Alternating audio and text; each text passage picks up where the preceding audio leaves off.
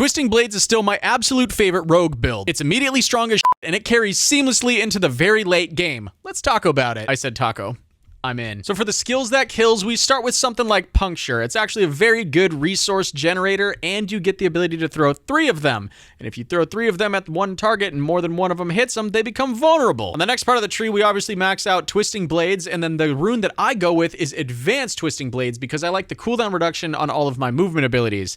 I just really like the zoomies. After that, speaking of the zoomies, I have a point into Shadow Step. I actually put 5 into Shadow Step, let's be real. With Methodical, because then you're stunning enemies, even if you're coming out of stealth or not coming out of stealth. It's pretty nice. And then of course Dash, and the rune that we go for is the one that's going to daze your opponents. That's going to give you a little bit of bonus damage later on. And then I do put a couple of points into Weapon Mastery. I think some people actually max this out. I didn't for whatever reason, but it's something you could probably weigh your cookies against. For the next part of the tree, we got a decent amount going on. We have Concealment. I like the Stealth. It's a great repositioner at some point. We go only 1 point into this just because we want to get Mending, and this is going to heal us every time we go into stealth. So while we're repositioning, we're also going to be healing. It's almost like using Recuperate on a World of Warcraft rogue. And then obviously after that, we go 3 points into Exploit. You really can't go without Exploit. And then of course there's Malice. We actually have a lot of ways to make enemies vulnerable with this build. So something like Malice is going to really increase what we can do there. Now the next part of the tree, you'll notice I don't go Poison Imbuement because I am a slut for Shadow Imbuement. So we definitely have 5 points into that. And then going into the rune, we do the one that makes everybody vulnerable around whoever dies with the explosion. And in the playstyle section, I'll kind of explain a lot more of how this works because you can make this happen all the time. Now a couple of throwaway points that I put into passes over here. I did put 3 into Shadow Crash. This one I don't really recommend for everybody. I did this one just because I wanted more of that stun chance on bosses.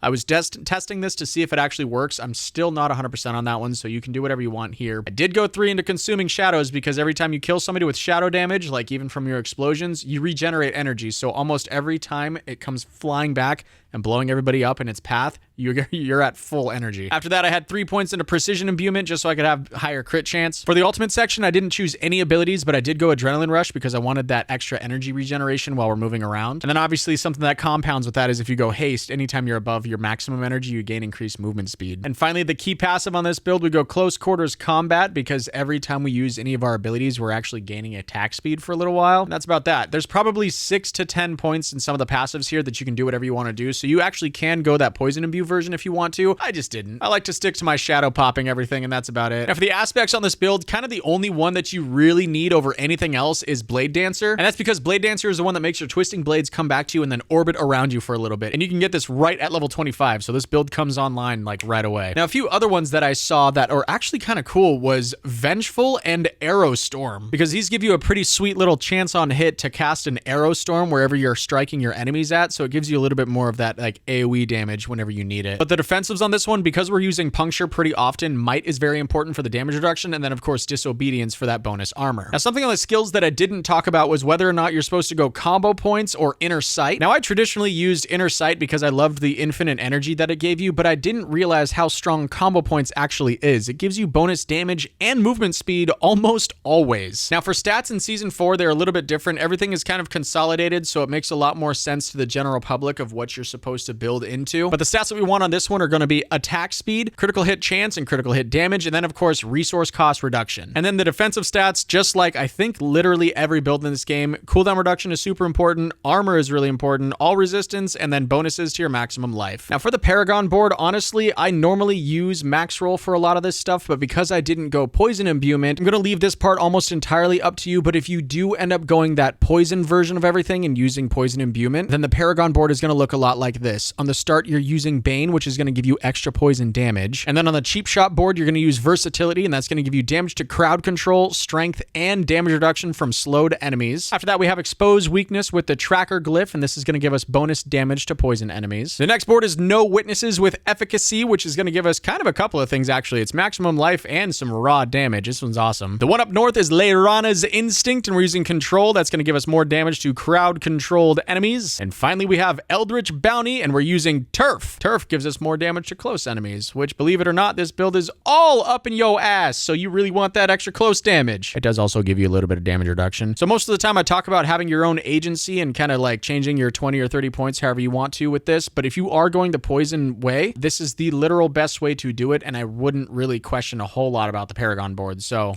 Ka-chow, that's on you. Did we really just finger guns in one of our videos? Yes, we did. Just please bear with me. Now, surprisingly enough, this build doesn't really use any uniques or need them at all to get to the very end of the end game. I do believe there are certain hardcore instances, or if you're really struggling at dying, you can use Doombringer. But all this really does is have a chance on reducing the damage that your surrounding enemies do if they're hit by its explosion or whatever. So that whole section is kind of a skip. Let's talk about the playstyle. This part of the build is a little complex. So imbuements work with your next 2 abilities that you use after you cast it, and they infect anything that they touch. Like, for example, Shadow Imbuement will affect everything that your one Twisting Blades hits. That means when it comes back to you and starts revolving around you, that is still applying that one Shadow Imbue to everything that you hit. This is one of the most effective AoE things that this build has, because everything that it hits and or kills in that one strike will explode, killing everything else around it, chain reacting into this giant cascade of shadow explosions. So what I like to do is I'll imbue myself with shadow, I'll shadow step to somebody, Twisting Blade somebody else, and dash the fuck up out of there. Because as everything turns towards wherever you are, they're going to start funneling into that, and that one Twisting Blades is going to come back and infect everything and possibly kill them. And then you have a screen full of explosions that would make even Tiny Tina from Borderlands 2 extraordinarily happy. And then I did mention using stealth. I only use it as a repositioner if I need to heal a little bit. It's a pretty effective way to not die next to bosses. Now, objectively speaking, this build has absolutely incredible AoE, and it only slows down a little bit when it comes to bosses. And although I was playing this build unoptimized, it actually managed to put up a 4-minute and 1-second average on the pit clapometer. And that slots it in the upper to mid range of our build so far. In my opinion, this build is super fun if you like the zoomies. It's one of my favorites just because it moves super quick. However, it does require thinking ahead, and it's not exactly the most chill form of builds. It's not something like Firewall or Blizzard Sorcerer where you can cast and just kind of like pick your nose or thumb your.